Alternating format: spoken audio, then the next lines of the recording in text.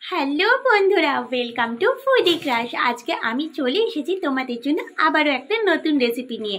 সেটা হচ্ছে একদম মুখরোচক বকফুলের বড়া।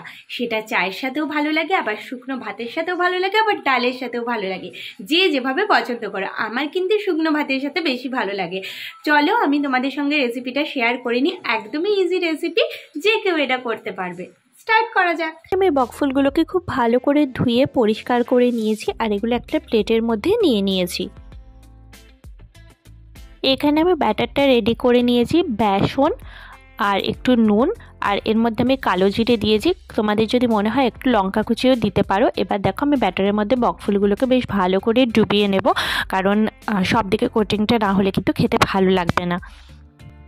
তেল গরম করে আমি কিন্তু এবার এগুলো তেলের মধ্যে দিয়ে দিয়েছি, আর এগুলো ভাজা খেতে ভীষণ ভালো লাগে।